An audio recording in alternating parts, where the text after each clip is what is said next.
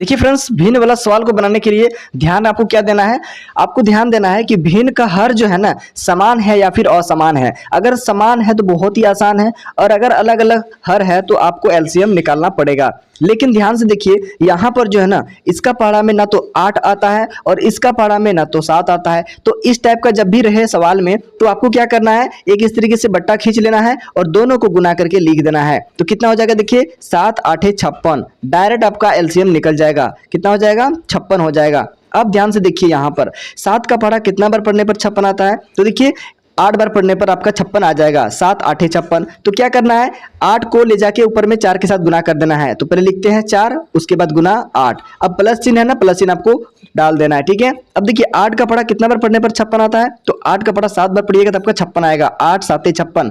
तो उस 7 को ले जाके ऊपर में अंश में गुना कर देना है 3 के साथ। तो 3 को लिखते हैं पहले गुना 7, ठीक है। अब यहाँ पर क्या करना है, आपको गुना करना है। 8 चौके 32, ऊपर में हो जाएगा आपका 32 प्लस 7 तिया 21, और नीचे कितना है 56। तो नीचे 56 आपको लिख देना है। क्लियर है। अब ध्यान से देखिए, यहाँ पर 32 और 21 को जोड़ देना है।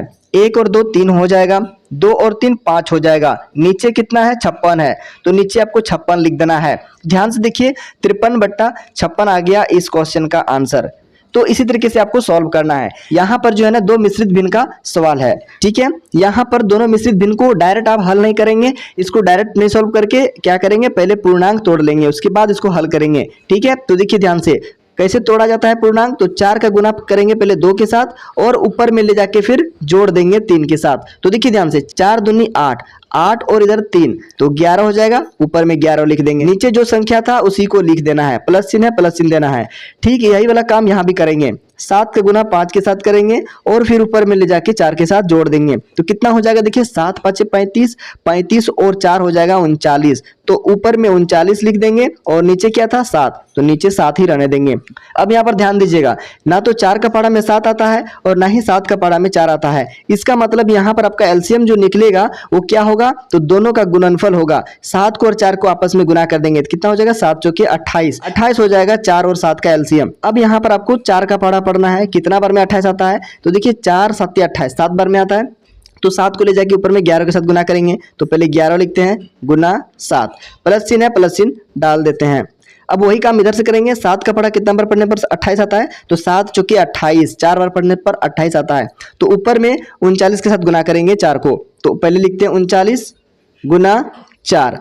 अब इसको गुना करेंगे, आपका आंसर आ जाएगा। देखिए ध्यान से, 11 7 77 हो जाएगा, प्लस यहाँ पर देखिए 4 नम 36 का 6, हासिल आपका 3 रह जाएगा। 4 तिया 12, 12 और 3 हो जाएगा आपका 15। तो देखिए इस तरीके से ऊपर में 77 प्लस 156 आ गया। अब इसको जोड़ देंगे, नीचे तो 28 आपका है पहले से। चलिए अब इसको जोड़ते हैं। देखिए 6 7 13, 13 का 3 हो जाएगा, हासिल 1 रह जाएगा। अब देखिए 5 7 12, 12 और हासिल 1 13, 13 का फिर 3 हो जाएगा, फिर हासिल 1 रहेगा, 1 और हासिल 1 2। तो यहाँ पर ऊपर में 2 हो जाएगा और बट्टा के नीचे कितना है 28 है, तो 28 लिख लेते हैं। अब ध्यान दीजिएगा, यहाँ पर 28 आपका 2 से कट जाएगा, लेकिन 233 आपका 2 से नहीं कटेगा।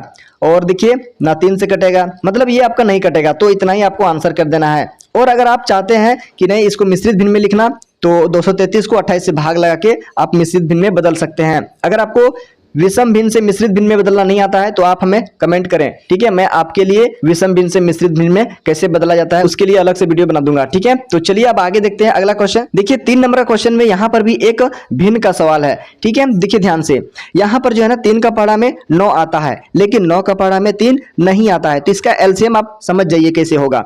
3 का पारा में 9 आता है और 9 का पारा में 3 नहीं आता है। इसका मतलब ये बड़ा वाला संख्या आपका हो जाएगा एलसीएम। क्यों हो जाएगा, देखिए 3 का पारा में भी 9 आता है और 9 का पारा में भी 9 आता है, मतलब दोनों का पारा में वह छोटी से छोटी संख्या आना चाहिए, तो वही तो हो जाता है एलसीएम। अब यहाँ पर 3 का पारा कितना बार में 9 आता है, तो 3 बार में आता है। तो ऊपर में आपको 2 के साथ गुना कर देना है, तो 2 गुना 3, प्लस चिन्ह है प्लस चिन्ह दे देना है। अब 9 का पारा कितना बार में 9, तो 1 बार में आता है। तो 1 को 4 के साथ गुना करेंगे, तो 4 गुना 1 लिखते हैं। अब गुना करके लिखते हैं नीचे, देखिए ध्यान से, 3 दूनी 6 होगा, प्लस चिन्ह देना है, 4 एका 4 हो जाएगा। नीचे कितना है 9 है। अब देखिए 6 और 4 को जोड़िएगा तो आपका 10 हो जाएगा। नीचे कितना है 9 है, तो 10/9 आ गया इस क्वेश्चन का आंसर। तो इस तरीके से आपको भिन्न का सवाल को हल करना है। अब यहाँ पर ध्यान दीजिए 4 नंबर का क्वेश्चन जो है ना थोड़ा सा अलग है।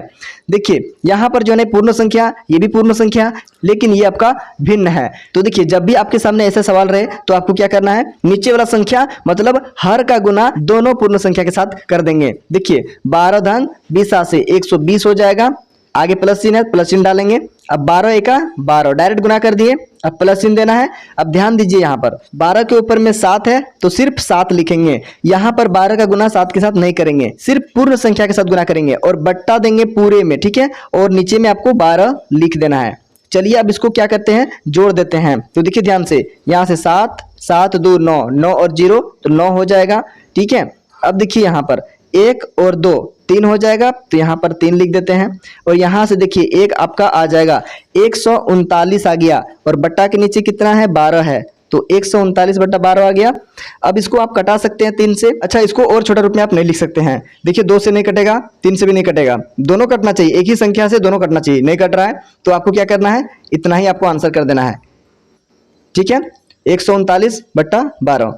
तो उम्मीद करते हैं कि आपको इस वीडियो से भिन्न का सवाल कैसे बनाया जाता है तो सीखने को जरूर मिला होगा। अगर आपको वीडियो अच्छा लगा, समझ में आया, प्लीज वीडियो को लाइक करके चैनल को सब्सक्राइब जरूर कर लीजिएगा। साथ साथ में बेल आइकन का नोटिफिकेशन को ऑन जरूर करिएगा। इससे क्या होगा, जब भी मैं आगे इस टाइप का नया बेसिक वीडियो अपलोड करूं तो सबसे पहले इस वीडियो का नोटिफिकेशन आप तक जल्द से जल्द पहुंच सके। तो चलिए दोस्तों, मिलते हैं अगला वीडियो में ऐसे ही कुछ नया बेसिक वीडियो लेकर। तब तक के लिए जय हिंद, वंदे मातरम।